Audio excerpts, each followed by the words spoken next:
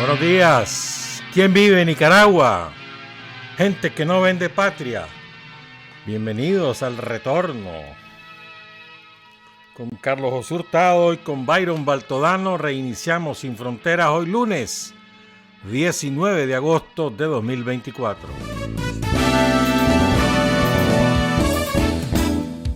Sin fronteras para decir la verdad. Sin fronteras, trabajar, avanzar, combatir, vencer. Sin fronteras.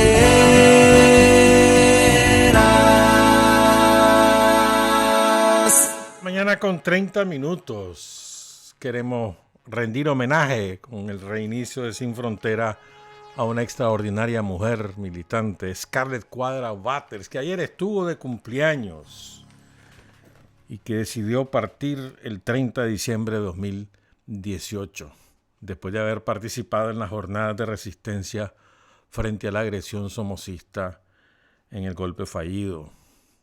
Scarlett, que siempre permanece en nuestras mentes y en nuestra lucha. También saludamos al cuerpo médico militar. Hoy está de cumpleaños, hoy va a haber acto. Especialmente al doctor Marco Sala, que es su jefe, pero también a todo el personal del hospital militar. Bueno, no es el aniversario del hospital militar, pero se incluye en el cuerpo médico militar, que es mucho más que el hospital militar, porque tienen unidades médicas en prácticamente todo el país, que trabajan con la comunidad, no solamente de cara a la institución. Y me estaba acordando del cuerpo médico también, porque nosotros los tantos, ves, ando de rojo, mira, de rojo Venezuela también. Nosotros los tantos, pues ya estamos 3-0, ¿verdad? ¿Cuándo sigue? ¿Mañana o hoy? Hoy. Entonces hoy ya termina esto, pues. Esa es la diferencia entre nosotros los tantos y ustedes el Boer. Es la manera como el ejército trata a los peloteros. Para mí, pues. O sea, los respeta, los estimula, los acompaña, no solamente los pone a jugar. No. Y creo que eso sí se refleja en el rendimiento, en la organización, en el espíritu colectivo. Esa es la diferencia. En el Boer los tratan a golpe y porrazo. Bueno, también hay otros equipos que hacen, por ejemplo, el Chinandega trabaja muy bien. Sandro lo sabe respetar. Pero bueno, yo me estoy metiendo harina de otro costal. Vamos a hablar de lo que corresponde. Saludos a los tantos y a nosotros los tantos. A pesar de algunos, ¿verdad? Boerista reprimido. Aquí tengo uno enfrente. Dice que está contra el Boer. Mentira, es boerista. Bueno. Creo que lo más importante, me parece a mí, pues es tratar de ubicarnos en el contexto planetario de lo que está ocurriendo, a partir de lo que le están haciendo a Venezuela, pero no solamente lo que está pasando en Venezuela. Creo que si bien todos sabemos, o los sandinistas sabemos que hay un enfrentamiento global que se resume entre las potencias imperialistas encabezadas por Estados Unidos y los países del sur global encabezados, pero no únicamente, por el BRICS. Pero no, esto no se trata, creo que esto, a mí me parece pues que esto es importante, esto no se trata de los buenos y los malos. Sí, la potencia imperialista es perversa, es demoníaca, y eso ya lo sabemos. Ahí está su currículum que lo demuestra, no solo por historia, sino por lo que hoy están haciendo. Pero creo que lo más importante es tener en cuenta que lo que nos define son los intereses, los compromisos y los principios esenciales de relaciones entre naciones y entre seres humanos. Entonces vos tenés aglutinado en los BRICS, en los países del sur global, que no son únicamente los que ahí están, hay muchos más, Pero bueno, esos son, digamos, los que se han aglutinado. Vos ahí tenés potencias que aglutinan alrededor del 40% de la población mundial. China, India, Rusia, Suráfrica, ¿verdad? Pero que además se ha logrado ampliar a otros países y hay en puerta una ampliación mayor. Pero no creo yo es equivocado hablar de que ese es un polo homogéneo y no lo es. Esto es importante, creo que lo tomemos en cuenta, pues, porque ahí hay contradicciones entre las naciones que lo integran y contradicciones importantes. No son antagónicas, pero son importantes, que en determinado momento pueden primar sobre la confluencia, sobre las cosas que lo unen. Por ejemplo, hay contradicciones geográficas, históricas, económicas entre la India y China, por ejemplo.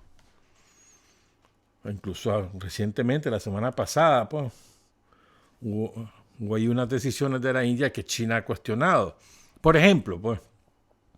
Entonces es importante tener en cuenta que eso no es un bloque homogéneo. No se trata de que piensan de la misma manera, de que actúan de la misma manera, no. Sino que tienen determinados enfoques, compromisos e intereses que dominan sus decisiones políticas, sus decisiones estratégicas también. Lo otro que creo que es importante, por lo tanto, es importante tomar en cuenta esto, creo yo, para lograr evaluar con mayor, digamos, equilibrio lo que nos está ocurriendo en todo el mundo, a todos los países. Sí, ya hemos hablado y todo el mundo ha hablado y ha leído seguramente sobre el declive inexorable del imperialismo norteamericano como potencia hegemónica mundial y que en ese declive se pasa llevando a casi todas las potencias imperialistas, sobre todo las europeas. Pero hay que ver que también tenés a Japón, que también ahí va, parece que se va a meter en ese carril y va a terminar siendo arrastrado, ¿verdad? Es cierto, estamos en esa fase, pero esa fase no va a durar meses, no va a durar un par de años. Esa fase puede durar medio siglo. No podemos dimensionar esto en términos nuestros de cronológicos de corto plazo, que en estos 2 años ya se va a caer Estados Unidos. No es así. No es así, entre otras razones, porque Estados Unidos es la principal potencia militar del planeta. Hay una disputa ahí, que Rusia le ha ganado ahora la carrera en armas nucleares, pero la Fuerza Aérea de Estados Unidos sigue siendo superior, por ejemplo, o la Fuerza Naval, o las más de 700 bases militares que tienen los yanquis dispersas en todo el mundo, con posibilidades de seguir tomando e invadiendo territorio, ¿verdad? Esto es importante, ¿verdad? Si no es que mañana pues se cayeron los gringos. No, eso no es así. Todavía tienen mucha cintura para maniobrar. Es inevitable el declive, entre otras cosas porque hay una creciente conciencia del sur global de que cada quien tiene derecho a desarrollarse como mejor le parezca de acuerdo a sus propias condiciones y cada vez hay mayor conciencia de la defensa de la propia soberanía, de la autodeterminación de cada uno de los pueblos. Y por lo tanto se disponen a defender esos derechos. En la medida que eso crece, también crece el enfrentamiento contra las potencias imperialistas, porque eso es antagónico a lo que ellos piensan. Ellos piensan que todos nosotros somos sus esclavos. Y cuando los esclavos empiezan a decir, espérate, no, o sea, así no es la cosa, yo soy libre y tengo tales y tales derechos, voy a luchar por ellos. El otro factor que creo que es importante es que los yanquis, el imperialismo norteamericano, los imperialismos europeos, porque no hay que olvidar, a veces se nos olvida esto. El Reino Unido, Francia, Alemania, Holanda, España misma, Italia, son países que ya no lo son, pero que fueron en su momento imperios poderosos. Bueno, hasta la Segunda Guerra Mundial el imperio dominante era el imperio británico. Los yanquis eran una potencia subalterna del Reino Unido. Ahí se acabó el Imperio Británico. Uno de los méritos de esa guerra es esa. ¿Verdad? O sea, no se nos olvide, pues todavía hay resabios del imperialismo británico en todo el mundo. Aquí en el Caribe tenemos colonias que todavía son, islas y países que todavía son colonias del Reino Unido. Gente que sigue reconociendo al rey como su jefe de Estado. Para darte un ejemplo, nada más, Jamaica, pues, por citar un ejemplo, pues, ¿verdad? Es decir, y Francia, ahí tiene un montón de colonias aquí en el Caribe. Martinica, por ejemplo, Guadalupe. Ya no se diga en el Océano Índico, pues, o sea, son resabios de ese imperialismo, del imperio francés, que saqueó, que destrozó pueblos enteros, que mató a diestra y siniestra por todas partes. O sea, no se nos olvide, pues, esos que se las dan de demócratas y aparecen ahí, que es muy simpático, que es muy bien vestido, que no sé, son herederos de regímenes asesinos, saqueadores. Son ellos mismos asesinos, porque el imperio francés sigue matando africanos y sigue protegiendo empresas que llegan a saquear los recursos naturales de los países de África, por ejemplo, ¿no? Por ejemplo. Lo mismo pasa con los holandeses o con los suecos mismos. Ya no se digan, los italianos, los españoles, todos son iguales. O sea, la naturaleza de ellos es imperialista. Ahora, lo que pasa es que han decidido ahora ponerse como ratoncitos detrás de la flauta de Amelín, ¿no? Como las ratas detrás de la flauta de los yanquis. En la creencia de que eso es lo que los va a salvar como imperio. Otro aspecto que creo que también es importante, antes de entrar a lo de las riquezas y meternos con Venezuela, otro aspecto que también es importante es que el imperialismo ha llegado a tal nivel de deterioro en su forma de dominación de los últimos 80 años, que es la democracia de mentira, ha llegado a tal nivel que la persecución interna de los ciudadanos que se oponen a sus políticas o que tienen discrepancias, nada más, con determinadas maneras de ejercer esa política, está cada vez más creciente y cada vez se convierte en un rasgo dominante de los gobiernos de Gran Bretaña, de Francia, de España, de Estados Unidos, de todos esos países. Están persiguiendo a ciudadanos que se creen el cuento de la democracia representativa y de que yo tengo derecho y de que la división de poderes y todas esas cosas. Y los están persiguiendo. El otro día hay dos congresistas que los acaban de fregar. A uno de ellos, los dos negros, por cierto, una mujer y un varón. Al varón le hicieron perder las primarias ahorita, acaba de perder las primarias. Solo tuvo un periodo de 2 años en la Cámara de Representantes.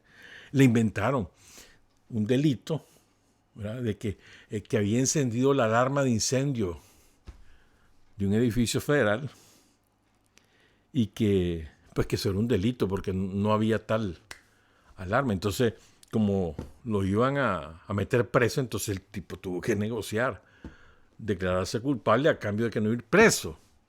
A cambio, la Cámara lo censuró, los judíos, el poder sionista, mejor dicho, rectifico, financiaron a sus oponentes y perdió la primaria. ¿Por qué? Porque él era uno de los feroces opositores a la guerra en Ucrania y a la guerra contra el pueblo palestino. A una congresista de Hawái acaba de denunciar, creo que fue la semana pasada o antepasada, que la están persiguiendo, que le tienen vigilados sus teléfonos, etc. A Scott Ritter, que es un exmilitar estadounidense, desde los años 90 se opone a las políticas imperiales. Fue uno de los que denunció de que no existía tales armas masivas de Irak. Ahorita le acaban de registrar la casa, el FBI, le sacaron un montón de cosas, pero ya antes le habían quitado el pasaporte. Scott Ritter no tiene pasaporte, se lo llegó a quitar al avión. Estaba montado en el avión e iba a viajar a San Petersburgo, al foro económico que había organizado la Federación Rusa, y ahí lo bajaron del avión y le quitaron el pasaporte y no se lo devolvieron. Está sin pasaporte el hombre ahí. ¿Por qué? Porque se opone a las políticas imperialistas. Pero como en esos casos hay montones de gente presa en Estados Unidos sin forma ni figura de juicio, ni siquiera se sabe dónde están, por el que simplemente se oponen a la guerra de Israel contra el pueblo de Gaza, contra el pueblo palestino, o se oponen a políticas de las transnacionales ahí adentro en Estados Unidos, porque contaminan un río, porque se robaron unas casas, por lo que sea, los meten presos y ahí les cae la ley antiterrorista. Entonces esto es importante, hay una persecución creciente contra los propios ciudadanos en los países imperialistas. Miren lo que está pasando ahorita en Reino Unido. ¿Verdad? Hubo un crimen horrible ahí de un loco, un chaval loco, mató a, creo que fueron 7 niñas.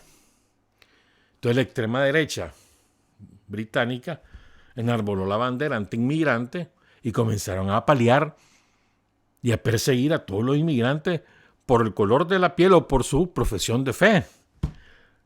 Hay un montón de presos por eso. Pero lo más importante es que ya lo ven, la sociedad británica ya ve como normal, pues, de que cachimbeen en la calle un musulmán por ser musulmán. Entonces, ¿qué ocurre? Fíjense. Digamos, el nazismo, Hitler, pues, no fue una excepción, no es una figura excepcional del capitalismo. Digamos, es una modalidad del capitalismo, una manera de ejercer el poder, que como se pasó de la raya y comenzó a afectar los intereses de todas las clases pudientes, dominantes, la aristocracia europea, entonces se lo volaron. Pero si no ha sido la Unión Soviética, que se mete a la guerra porque la agreden y vence a Hitler en el terreno de combate, si no ha sido la Unión Soviética, Churchill y todos los cabezas de gobierno de Europa se hubieran sometido a Hitler.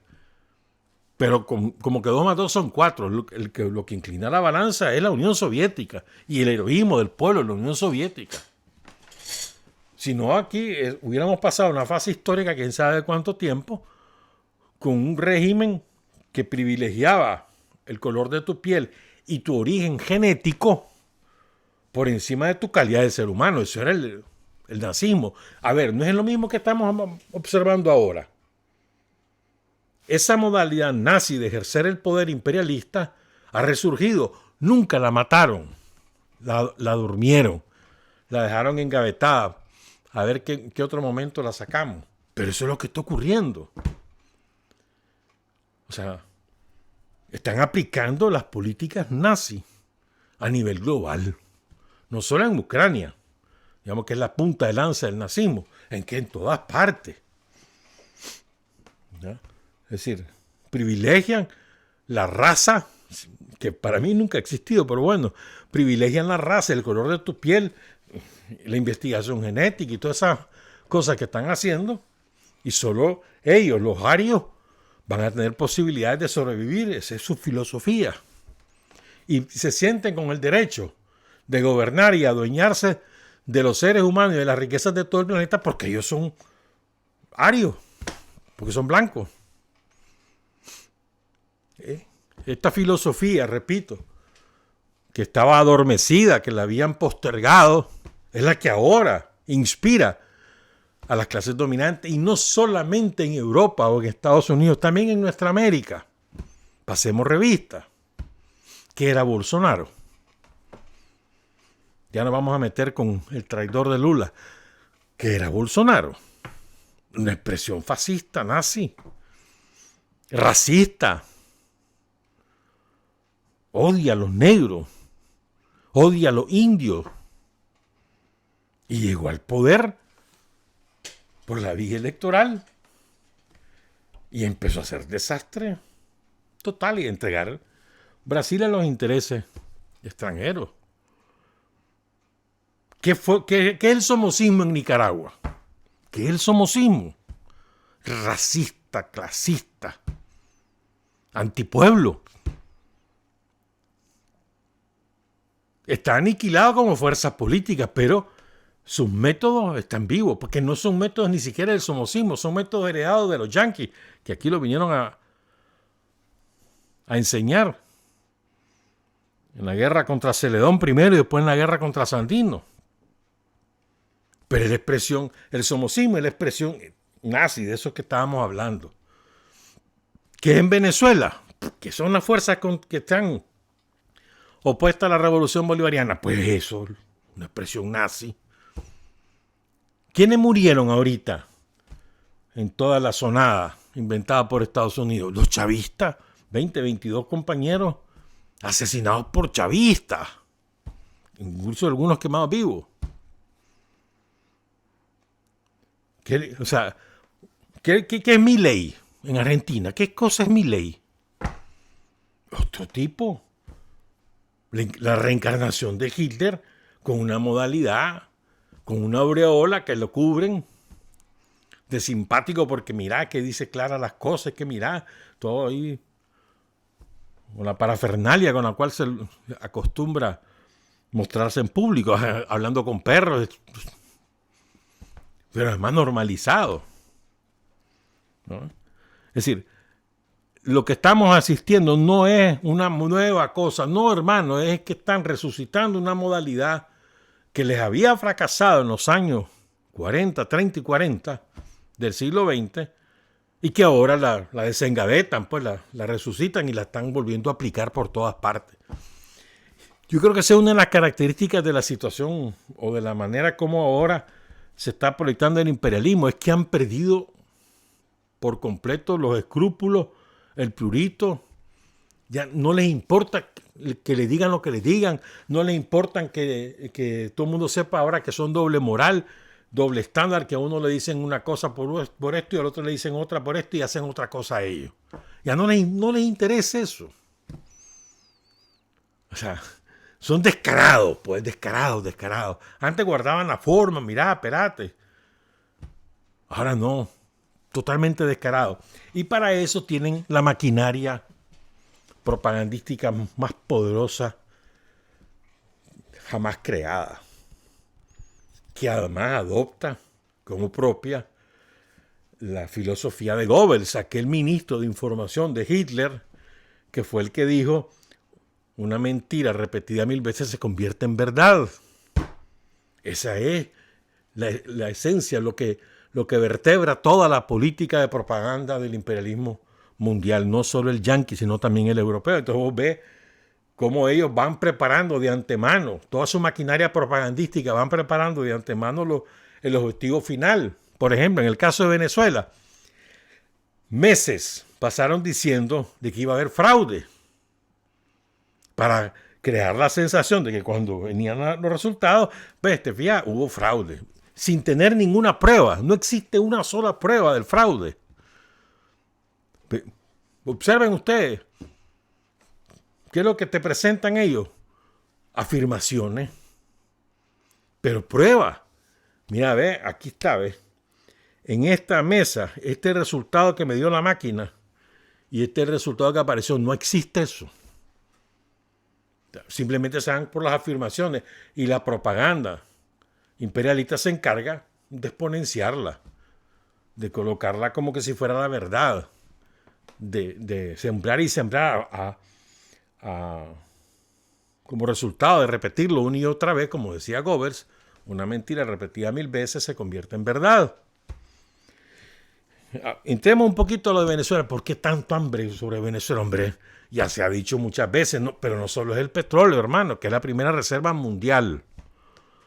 Si solo quedara el petróleo venezolano, el planeta podría vivir 100 años. Para que te imagines cuánto petróleo hay ahí. También es la segunda reserva mundial de gas. La primera la tiene Rusia. La primera reserva mundial de coltán. Creo que la segunda o tercera reserva mundial de agua dulce. Pues la primera es Rusia. Hambre sobre sus recursos, además los que lo tienen ahí nomás, pues los gringos. No fregues, si estos quitan nomás, tenemos que recuperar eso, no. Hay que sacar a este hombre ahí que nos impide explotar. O sea, el hambre es Aquí olvídense que es que la democracia, que los derechos, que la dictadura, toda esa babosada que te dicen. Mentira, hombre, mentira. ¿Qué más dictadura que la de los gringos? No te acabo de contar cosas, pues. Te voy a contar más ahí. Fíjate, hay una empresa, la Boeing, que hubo varios empleados que denunciaron que sus aviones tenían fallas fatales, que iban a causar accidentes. Los despidieron y los empezaron a matar uno por uno. Parecían misteriosamente muertos en un accidente, en sus casas. Porque esa es la manera de actuar de ellos. El asesinato selectivo, dirigido, primero hacen y por supuesto lo silencian. Eso es esencial. No solamente se trata de asesinar, sino que también de callarlo. Que nadie diga qué fue lo que pasó realmente. Y empiezan a asesinar, como le pasó a Gary Webb, aquel famoso periodista de California que denunció el Contragate, el negocio del narcotráfico con las armas para la contrarrevolución, y que apareció muerto. Esa es otra cosa, pues. El asesinato selectivo solo lo hacen no solamente en Estados Unidos, lo hacen todos ellos. Bueno, regresemos a Venezuela. Miren, el gobierno de Nicolás Maduro opta por la vía electoral para resolver sus contradicciones con los gringos y negocia con los gringos. Con los gringos, primero firmaban los acuerdos con los gringos y después los subalternos, los empleados, los mercenarios gringos en Venezuela venían y firmaban porque habían firmado sus jefes. Así de descarado. No estoy inventando nada, ustedes lo pueden revisar. Acuerdos iniciales entre el gobierno de Venezuela y el gobierno de Estados Unidos, entre otras cosas, las elecciones y cómo se iban a desarrollar, y luego firmaban los partiditos. Sí, pues yo estoy de acuerdo. Esa fue la opción del gobierno de Venezuela para tratar de superar, ¿verdad?, las represalias yanquis que le impedían el desarrollo económico. Esa es otra cosa. Fíjate bien, ¿cuáles elecciones democráticas pueden haber en Venezuela si tienen una guerra feroz? Más de 900 represalias tomadas por los yanquis que le impiden, entre otras cosas, comerciar con su petróleo. ¿Ya? Es decir, ¿y qué causa eso? Hambre en la gente, dificultad económica. Pues es lógico. Feroz, pero una cosa terrible. En medio de esa guerra se hacen elecciones. ¿Cuál libertad tiene el pueblo venezolano si está con una pistola en la cabeza? Y aún así, el pueblo se lanza a la calle y vota por su revolución y ratifica al presidente Maduro como su presidente. Aún con toda esa ferocidad de los yanquis. Bueno, a la que se sumaron, por supuesto, las ratas de Europa. ¿Verdad? Entonces, bueno, acuerdan eso y van a elecciones. Fíjense bien, hay un acuerdo por el cual van a elecciones. Lo firman los partiditos esto. ¿Qué significa en el fondo esto? Aceptan el marco constitucional, aceptan las reglas electorales. Pero además les dieron 2 magistrados, no son magistrados ahí, son 2 titulares pues del Consejo Nacional Electoral. No son magistrados porque ahí está dividido en 2. En otros países también ocurre lo mismo. Por un lado está el organismo administrativo, que es el Consejo Nacional Electoral, es decir, que es el que administra las elecciones, y por otro lado están los jueces electorales, que son los que ahorita tienen en sus manos el resultado final, que es el Tribunal Electoral, que es parte de la Corte Suprema de Justicia de Venezuela. Son 2 instrumentos separados, ¿verdad? Entonces la oposición acepta eso. Le dan 2 magistrados, 2 directores del Consejo Nacional Electoral. Y la ley electoral la acepta todo el mundo. ¿Qué dicen esas reglas electorales? Te dicen cuáles son los procedimientos, cómo se computan los votos y cómo se puede cuestionar un resultado. Todo eso ahí está. Y toda la oposición yanqui firmó eso, aceptó eso, concurre a las elecciones bajo ese marco jurídico. Pero desde antemano están cantando fraude porque saben que van a perder. y acompañado por toda la parafernalia de la propaganda gringa.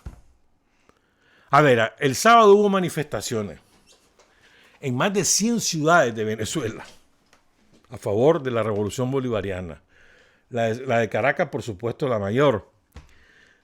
Los mercenarios yanquis hicieron la propia. Pero entonces, ¿qué es lo que hacen? Que parte de la artimaña de la propaganda. Las fotos las toman ligeramente encima de la multitud para que aparente que son un montón. Pero cuando los drones toman las imágenes de lo que allí había, hermano, por Dios, ahí lo más que habían, pero echándole exageración, 10,000 personas. Y entonces, ¿qué optaron? Proyectan entonces las manifestaciones donde están viviendo los venezolanos expulsados por las sanciones. Que en España, que en Estados Unidos, que en Miami, que en Buenos Aires. Como que si eso va a definir el rumbo de Venezuela. ¿Me entendés? Sí, culpan a la revolución bolivariana por la enorme cantidad de inmigrantes que pululan por toda América, cuando es resultado natural de las políticas de hambre sembradas por Estados Unidos y sus súbditos europeos para provocar precisamente eso, hambre. Entonces, esa es otra de las cosas de las artimañas de los yanquis, pues, que vos olvides las causas y te vayas a las consecuencias. Que olvides por qué ocurren las cosas, que no te importe el por qué, sino te importa el qué. ¿Qué es lo que pasa con Cuba? 60 y pico de años de criminal bloqueo, ¿cómo no va a tener resultados en el quehacer cotidiano de la gente? Pues sí, es lógico. Pero entonces a la gente le dicen, esto es ineptitud del gobierno. Y ocultan lo que realmente ocurre, que tienen una guerra impuesta. El mayor sitio de la historia sobre un pueblo entero, que es lo que ocurre en Cuba. Cercada. ¿Ya? Es decir, esto es importante que lo recordemos, pues nos tratan siempre de ocultar las causas de los fenómenos. Porque si vos identificás la causa, decís, espérate, eso no es así entonces. Solo te vas a los efectos. Y después buscas culpables. Y te hace eco de lo que la propaganda mercenaria te dice. Pues. Entonces, en Venezuela, la disputa por el poder no es entre la revolución bolivariana y los mercenarios estos. No, hombre, es entre la potencia imperialista y la revolución bolivariana. ¿Qué cosa es la revolución bolivariana? Es el proyecto de identidad del pueblo venezolano, de soberanía, de ejercicio de su autodeterminación. Eso es. Venezuela no está... A ver, la revolución bolivariana no es ninguna otra cosa más que reafirmar. Somos Venezuela, somos un país independiente, queremos tomar nuestras propias decisiones, no se metan con nosotros, déjennos en paz. Y ahora te vienen un par de mequetrefes a amparar la política yanqui. Eso vamos a hablar en un ratito. Sí, primero, vamos a hacer una pausa a las 7:03. Hay hombres que luchan un día y son buenos. Hay hombres que luchan un año y son mejores. Pero hay hombres que luchan toda la vida. Esos son los imprescindibles. Teras. Mañana con 5 minutos, como hoy, ahora es los lunes, nada más acordarte. La gente, voy a meterme con esto porque es que unos inventos, po. Estuve preso, estuve desahuciado, me fui del país. Y hay gente que se lo cree. ¿Cómo es posible que no hagamos eco de esa pendejada? Ese es un problema que tenemos los sandinistas. Nos dejamos permear por la propaganda yanqui. Y nos encanta el rumor, el cuecho. Ya supiste, ya viste, me dijeron. Y le vamos agregando. Qué manía, vos.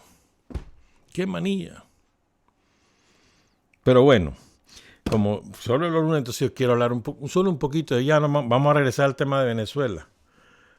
Pero es que Otto de la Rocha cumpleaños el 23. 23 es el viernes, ¿no? Y el 19, sí, 23 es viernes. El 24 es la Vilmarea. Bueno, entonces, para mí Otto de la Rocha es un gigante de proporciones mayúsculas, siempre lo he dicho. O sea, es tan grande Otto que se convirtió en parte de la cultura popular. Sus dichos, su manera de decir las cosas, su ironía, su sarcasmo. Y también, y al revés, cómo Otto logró extraer del pueblo mismo, ¿no?, los enfoques de la gente, el lenguaje de la gente, y hacerlo música. Tiene canciones, Otto, no solo las más conocidas, que ya lo sabemos, que la Pelemaique, una canción, o sea, son lindas, pero es que hay otras que son igualmente lindas. ¿Sabes cuál? Vamos a poner un ratito la de la puchica, ¿cómo que se llama? La que es en vivo, hombre. Pantalón no sé cuánto, algo así, se bajaron las pantalones, algo así se llama, que la cantó, que nunca la grabó, fue en un auditorio, es una maravilla, pero hay otras canciones lindas como Mancotal o Amorcito Traicionero, son canciones preciosas, ¿ya? Entonces el gobierno sandinista va a hacer justicia con Otto, hay toda una jornada prevista, ¿verdad? Porque es que realmente Otto, vos sabías, hay una viñeta ahí de Wilmore, donde Wilmore López, el doctor en folclore nicaragüense, cuenta que cuando Otto de la Rocha no tenía un año de nacido, a ver si él nació el 23 de agosto del 31, en el primer viaje que hace a Managua, Sandino, venía su mamá con él y entonces Sandino lo chinea a Otto de la Rocha, increíble, ¿verdad? Eso es contado por el propio Otto, imagínate vos. Pero bueno, pues un homenaje pues a Otto de la Rocha, nos sumamos a ese homenaje que a mí me parece que Otto es de una importancia extraordinaria, pues. Los invito a buscar sus canciones, digo, porque ahora todo el mundo pues es moderno, ¿me entendés? Pero, hermano, por Dios, busquemos nuestras raíces. Yo como quisiera yo que hubieran compositores, ¿no?, que lograran también dar continuidad a la música vernácula, pues. Pero bueno, regresemos pues al tema venezolano. Fíjense, miren cómo la doble moral permea a tanta gente, ¿no? Mirá Lula. Cuando Lula volvió a ganar las elecciones hace, ¿qué?, 2 años o 3 años, no me acuerdo cuánto, que le ganó a Bolsonaro, yo me acuerdo que yo iba siguiendo las elecciones, me acuerdo que estaba con un grupo de compañeros por la vía de mensajería siguiendo, ¿no? Entonces teníamos el seguimiento en directo con la página del Tribunal Electoral brasileño. Y al principio iba ganando Bolsonaro. Es más, si mal no recuerdo, creo que hasta que llega al 70% de los votos es que Lula logra treparse. Y la diferencia entre Lula y Bolsonaro es de menos del medio por ciento. No estoy seguro, creo que sí. Menos del 0,5% la diferencia final. Bolsonaro alegó fraude y armó bochinche. Se tomó Plan Alto, destrozaron. Hay un montón de presos por esa razón. Hubo incluso muertos, policías muertos. Y Lula dijo que barbaridad, golpe de Estado. Y no, eso dijo Lula. Que eran malos perdedores, que no sé qué, que no sé cuánto, que el tribunal ya dijo. Eso es válido para él y no es válido para Venezuela. ¿Ah? Entonces, en su país, en Brasil, el Tribunal Electoral nadie lo puede cuestionar porque es la autoridad que no sé cuánto, pero en Venezuela sí. Y además la puede cuestionar alguien que ni siquiera es venezolano, como es Lula. ¿Quién le ha dicho a Lula que ellos son autoridad electoral para definir quién ganó o dejó de ganar las elecciones en Venezuela? Eso es una cuestión de los venezolanos. ¿Qué corona tiene Lula? Espérate, si yo guardé esa frase, es una frase, a mí por lo menos me reventó la vida al leérsela. Dice el tipo, Lula, dice: creo que Venezuela vive en un régimen muy desagradable y a mí qué me importa que te agrade a vos o no. Lo que importa es si le agrada a los venezolanos. ¿Qué te importa a vos si te agrada o no? ¿Quién sos vos para decir eso?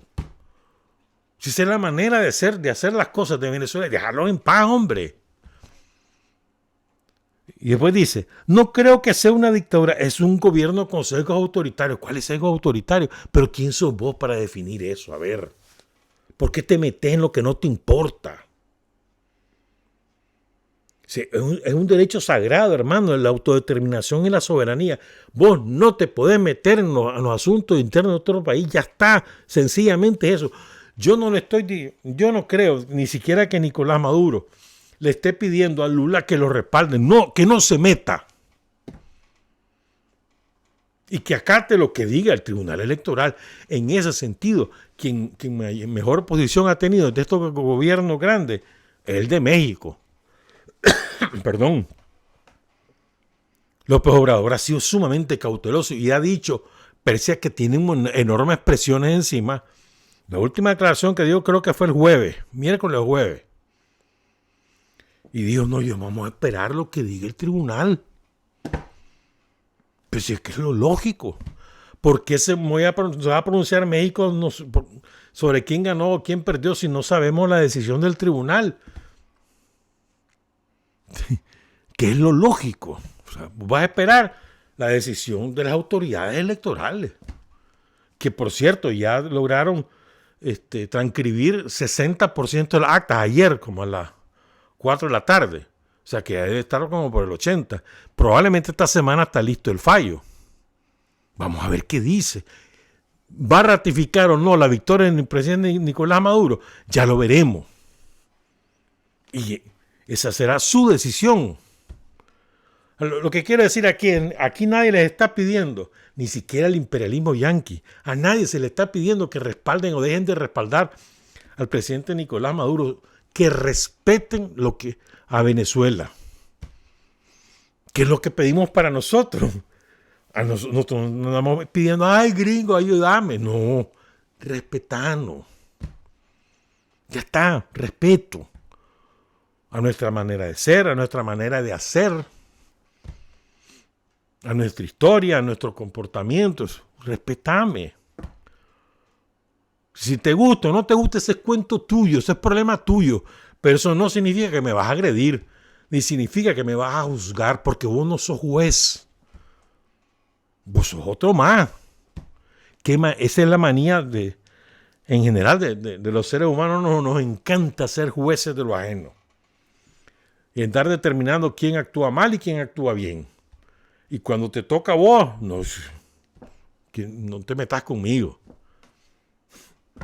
No, si nosotros no somos jueces. Respeto. ¿Qué nos une al sur global? El respeto esencial. Soberanía, autodeterminación, relaciones entre iguales, cooperación y no explotación. Eso es lo que nos une. ¿Por qué nosotros tenemos tan buenas relaciones con China y con Rusia? Porque nos respetan. Ayer vino una gran delegación de empresarios chinos. Vienen a hacer negocios, sí, hombre. Beneficio mutuo. Te conviene a vos, me conviene a mí. Pero respetándonos. Este es el marco legal nuestro. Respetándonos. Vamos de viaje. ¿Pero por qué? ¿Por qué son tan buenas esas relaciones? Por el respeto. Los chinos no vienen aquí a decirnos qué es lo que tenemos que hacer y cómo lo tenemos que hacer. Tampoco vienen los rusos en ese plan. Nosotros hacemos las cosas como creemos que mejor nos conviene y ya está. Y nos respetan. Nosotros tenemos una gran ventaja por encima de otras experiencias. Y es que tenemos, yo creo, pues tenemos muchas cosas, pues, pero solo me voy a referir a dos. La primera es que tenemos un liderazgo incuestionable.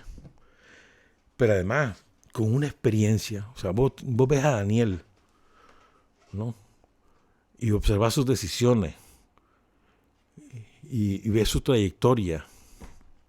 Y entonces decís, chocho, hermano, clase de dirigente el que tenemos, ¿no? O sea, la manera el conocimiento que tiene de la idiosincrasia del pueblo nicaragüense, de la realidad del pueblo nicaragüense, de su historia, que le hace tomar decisiones que nos van llevando por el camino que estamos. Y cada vez vos que va mejorando la situación, mejorando, derrotando la pobreza, nuestro principal enemigo, la pobreza, todos los días del mundo. Entonces, todas las decisiones que va tomando Daniel, van en esa dirección.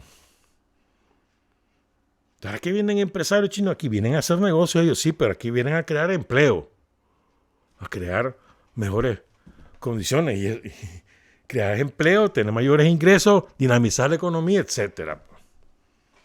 Esa es una de las ventajas. Y la otra gran ventaja que tenemos nosotros es nosotros hemos logrado mantener la unidad. Y todo lo que atente contra eso, hermano, ya. La paz es una cosa tan difícil. No lograrla, sino mantenerla. Cuando vos estás enfrentado a la potencia imperialista. Entonces vos tenés que tomar todo tipo de medidas para preservar eso. Sin paz no hay progreso. Eso es como que 2 más 2 son 4. Pero bueno, regreso a Venezuela. Entonces, viene Lula y te dice, y el otro es Petro. O sea, ese Petro se cree la mamá de Tarzán. Mira Colombia, si Colombia es el país del narco. Que ahora ya no tienen los carteles que mataban gente. Sí, hermano, pero tienen la gran lavandería, que son los bancos colombianos, que son las empresas colombianas, que son de narcos, su origen es narco. El poder político, gran parte del poder político colombiano está en manos de narcos. ¿Qué me vas a hablar vos de qué hacer y cómo no hacer, de qué es bueno y qué es malo, si tu país es un desastre? Pero bueno, pues, lo que quiero decir es que Petro, ¿qué autoridad moral tiene para hablar Petro? Y lo volvemos a lo mismo, porque no respeta, si es su vecino. Además, yo me acuerdo cuando Chávez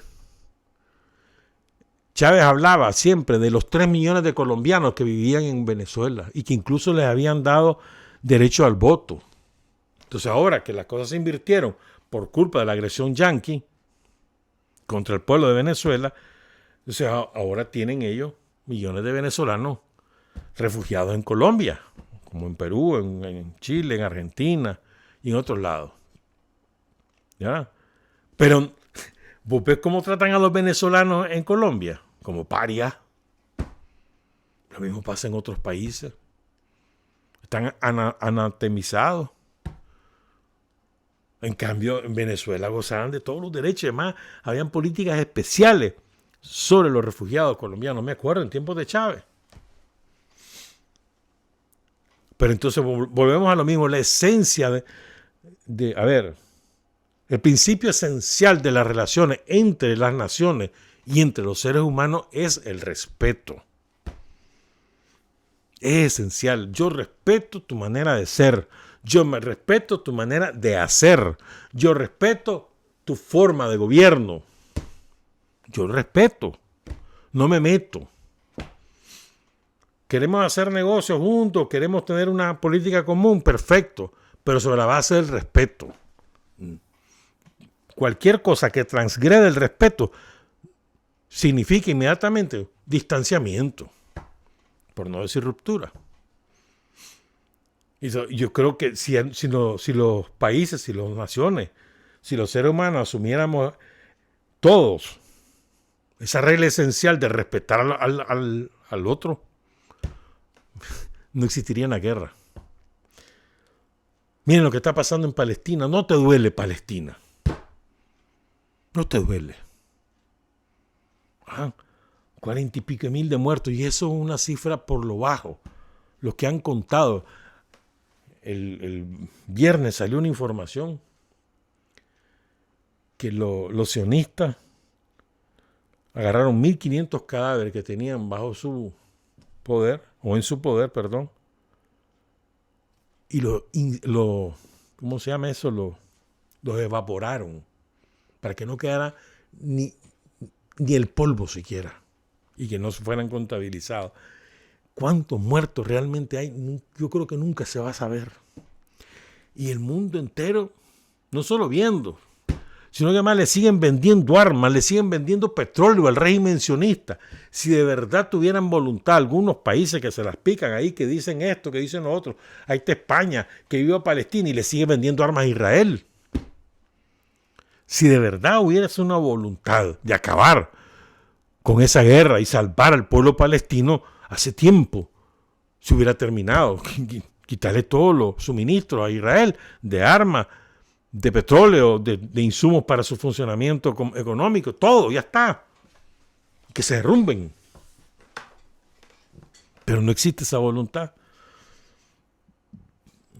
Nicaragua es uno de los países que ha asumido la solidaridad con Palestina como una política de Estado, como lo hace Venezuela, como lo hace Cuba. Política de Estado. O sea, aquí ser solidario con Palestina es una razón de Estado. Es sumamente importante, pero bueno. Entonces, ¿qué va a pasar en Venezuela? Miren lo que va a pasar. En mi opinión, yo creo que esto es lo que va a pasar. Jueves o viernes queda ratificada la victoria del presidente Nicolás Maduro, porque allí es imposible hacer fraude. Es literalmente imposible, porque todo está informatizado. Ahí no existen papelitos, todo está informatizado, va a un cerebro que está en el centro, en Caracas, y ahí se contabiliza todo y no hay forma de hacer fraude ahí, no hay forma. Además, en cada junta reciben el acta, la firma todo el mundo.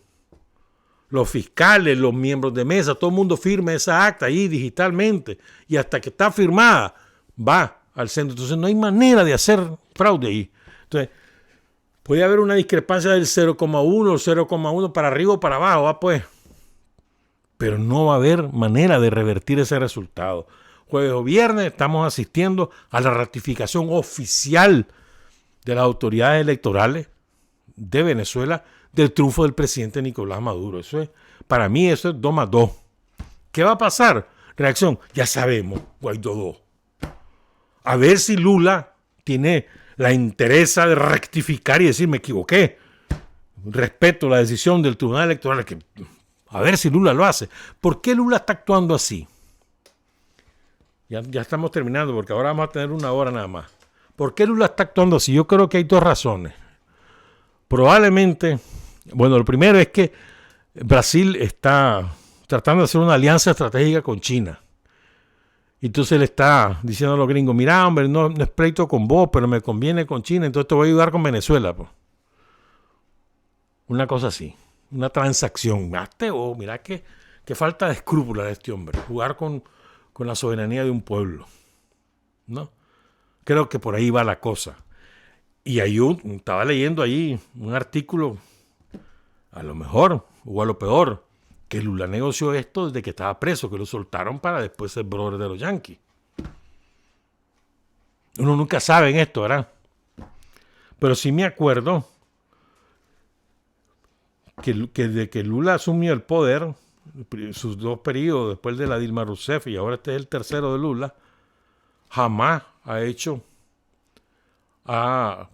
recurrido al movimiento popular, al pueblo organizado. Él no ha organizado al pueblo. Él es un partido electoral. Y después anda dándole clases a todo el mundo de cómo hacer y dejar de hacer. El peor error de los que se dicen izquierda es creerse el cuento de la democracia burguesa. Ese es el peor error. De eso vamos a ampliar el otro lunes. Creerse el cuento de que la separación de poderes, que las elecciones periódicas, que eso es la democracia. Eso no es democracia, hermano. Aquí en Nicaragua hemos dado ejemplo de democracia. Democracia es que, por ejemplo, no le pase a un ciudadano lo que le pasó a este pobre Nica, que se fue a Estados Unidos, no sé hace cuánto tiempo, creo un par de años o menos.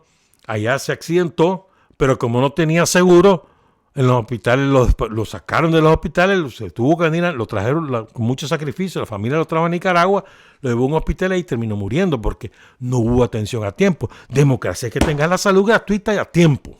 Eso es democracia. Que tengas acceso a la educación de calidad, que tus hijos y tus hijas puedan no solamente aprender a leer y escribir, concluir primaria, concluir bachillerato, sino tener una carrera universitaria y después tener oportunidad de empleo. Eso es democracia. Esa es la democracia. El ejercicio de los derechos reales, de los derechos que te corresponden, porque sos un ser humano. Sos un ser humano y ya tenés derecho como tal. En las sociedades del capitalismo desarrollado, solo tiene derecho el que tiene dinero. Y aun eso, tienen que hacer su peleadita pues, contra los que tienen más. Entonces, uno de los grandes errores es eso. Entonces, Lula se creyó el cuento de la democracia o simplemente se rindió y se vendió. No sabemos. Con el tiempo se va a saber, seguramente. Pero lo que para mí me parece inaceptable es que vos te erijas en juez de procesos ajenos que no te corresponden. O sea, aquí nadie es juez de nadie. Que lo que pasó con nosotros en el 2018, todo el mundo nos quería enjuiciar. O sea, es que vos te equivocaste, es que tenés que hacer esto, es que tenés que hacer lo otro. Que si cada quien actúa de acuerdo a sus circunstancias,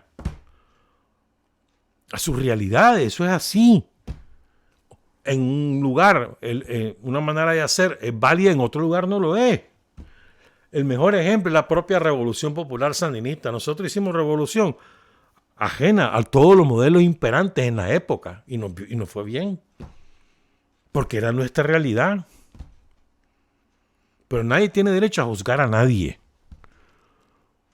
Podés acompañar o no. Si querés acompañar y ayudar. No querés, no lo hagas, no hay problema. Pero no me estés enjuiciando, ni me agredás, ni me volés riata.